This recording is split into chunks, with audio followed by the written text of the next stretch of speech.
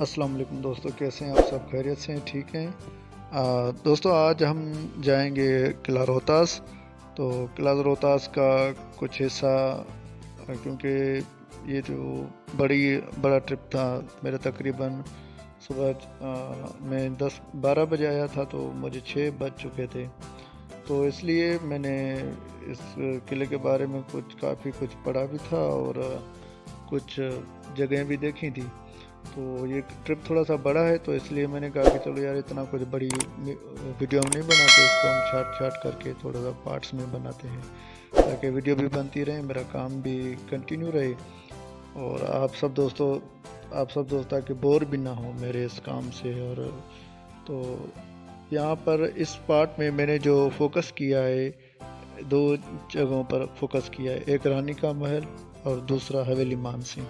तो ये जो आप सामने देख रहे हैं, ये रानी का महल है। ठीक है, फिर हम चलते हैं रानी के महल की तरफ।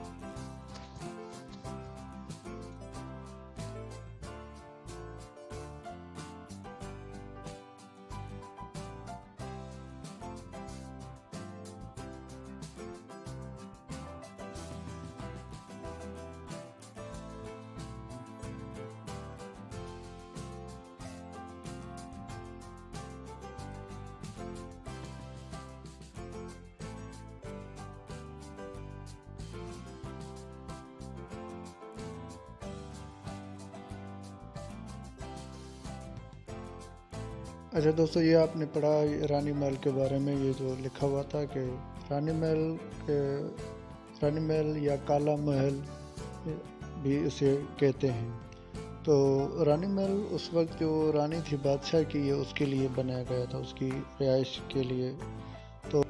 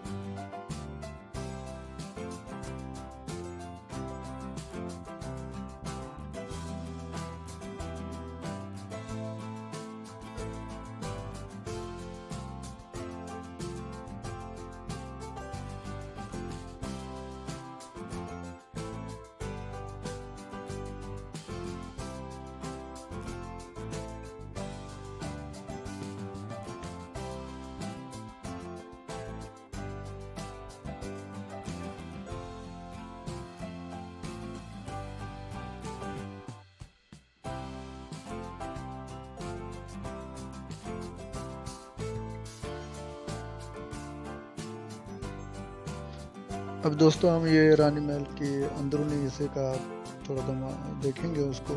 तो ये मैं आप दोस्तों को भी दिखाना चाहता हूँ। ये रानी महल के आप दरवाजे देख रहे हैं। तो अब ये ऊपर वाला हिस्सा आपको मैं दिखाऊंगा। ये देखें, ये ऊपर वाला हिस्सा देखें कि कितना आलीशान और बेहतरीन किस्म का ये बनाया गया है। कितनी पुराने ज़माने में भी कितनी ना बेहतरीन और अच्छी कारीगरी होती थी।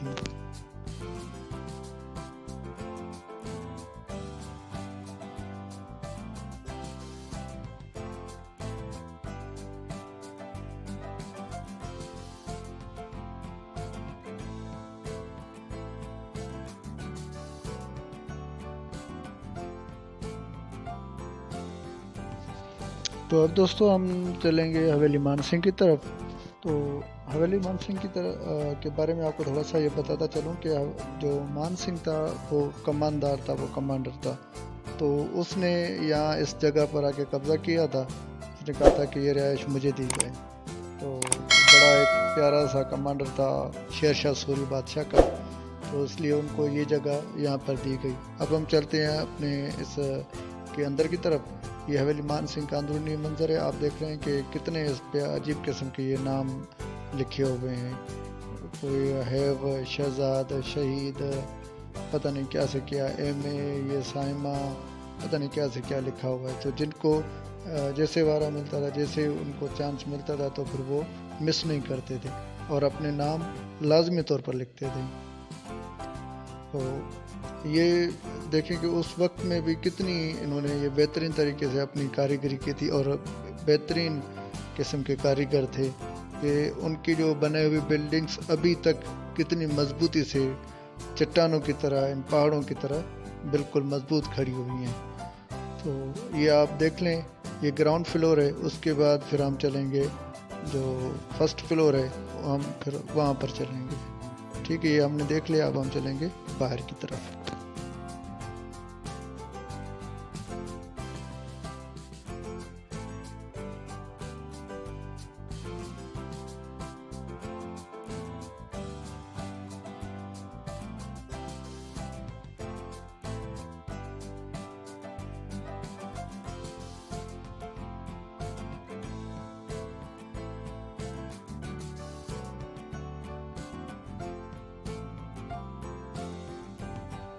दोस्तों, ये अब हम हवेली मान सिंह का जो ऊपर वाला हिस्सा है, हम वहाँ पर पहुँच गए हैं। ये आपने ऊपर देखा कि ये गुंबद टाइप बना हुआ है, और ये भी एक बड़ी नुमाया जगह है। यहाँ से भी आप सारे किले का नज़ारा कर सकते हैं। तो ये यहाँ पर मैं खड़ा हूँ और आपको ये जो जगह दिखा रहा हूँ, इसे कहते हैं फांसी घाट। तो इंशाल्लाह हम नेक्स्ट एपिसोड में, नेक्स्ट पार्ट में हम इस फांसी घाट पे भी चलेंगे और आपको दिखाएंगे कि कितनी बेरहमी से उन मुलजिमों का, उन मुजरिमों का यहाँ सरकलम। तो आपको फिर मैं बताऊंगा कि ये जो फांसी घाट है, यहाँ पर कितनी बेरहमी से उन मुजरिमों का सरम कलम किया जाता था। तो फिलहाल ये मान सिंह की हवेली है। तो यहाँ पे आप देखें और इसका अंदरूनी भी नज़ारा कर लें। देखें कि ये कितनी खौफनाक अब ये जगहें बन रही हैं।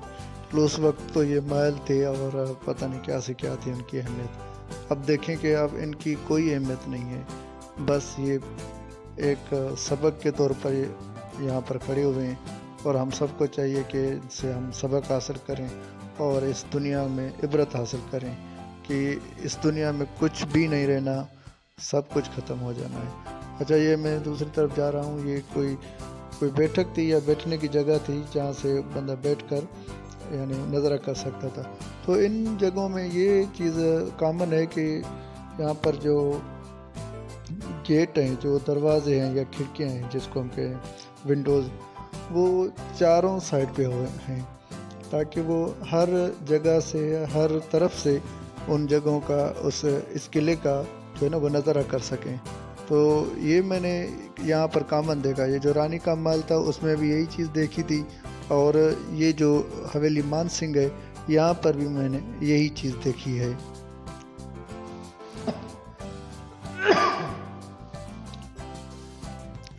तो मैं यहाँ से भी आपको ये देखें किले का नज़ारा करवा रहा हूँ।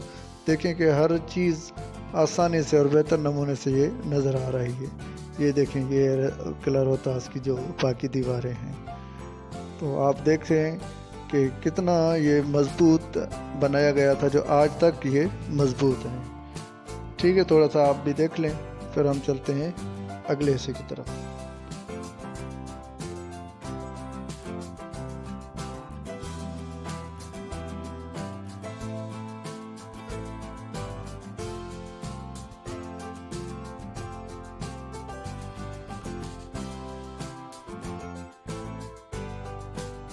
हाँ दोस्तों, जैसा कि आप सबको पता है कि जो यूनेस्को यानी जो UN, यूनाइटेड नेशन की एक ब्रांच है यूनेस्को, उसने भी इस किले को वर्ल्ड हेरिटेज का दर्जा दिया। तो वर्ल्ड हेरिटेज मतलब यानी कि ये इंटरनेशनल लेवल पर एक मशहूर जगह है। तो यहाँ पर जितनी भी इन्होंने राइटिंग की है हमारे दोस्तों ने, तो ये सरासर गलत काम है। हमें चाहिए कि हम इन चीज़ों की हिफाजत करें और इन चीज़ों को हम महफूज रखें, क्योंकि ये हमारा एक किस्म का असासा है, हमारा विरसा है। हम अपनी, ये हमारी तारीख़ है जो कई सदियों से यहाँ पर मौजूद है। तो हमें अपनी तारीख़ को अच्छा रखना चाहिए और हम उसे बिगाड़ना नहीं चाहिए। ठीक है दोस्तों, अब मैं जा रहा हूँ, अब मैं बाहर जा रहा हूँ। तो इसके बाद फिर मैं नीचे उतरूँगा। फिर मैं नीचे उतर कर ये जो आप रिक्शा देख रहे हैं, मैं फिर वहाँ पर भी जाऊँगा। पहले मैं आपको ये बताऊँ कि ये जो आप निशाना देख रहे हैं ना, ये कमरों के जो बने हुए हैं। तो पहले यहाँ पर कमरे हुआ करते थे। ये जो आप निशाना देख रहे हैं, तो यहाँ पर मान सिंह के ये हवेली है, इसके सामने कमरे हुआ करते थे जिन पर सब पर ये इनका ही कब्ज़ा होता था। ठीक है दोस्तों, फिर अब हम चलते हैं नीचे की तरफ। तो मैं ये आइसक्रीम भी थोड़ी सी खाऊँगा, आइसक्रीम खा के फिर आपसे इजाज़त लूँगा। तो इंशाल्लाह मिलेंगे फिर हम नेक्स्ट वीडियो में। तो आप सब दोस्तों को ये रिक्वेस्ट है कि प्लीज़ मेरे चैनल को सब्सक्राइब करें और सपोर्ट करें। मैंने तो कोशिश की है ताकि आप सब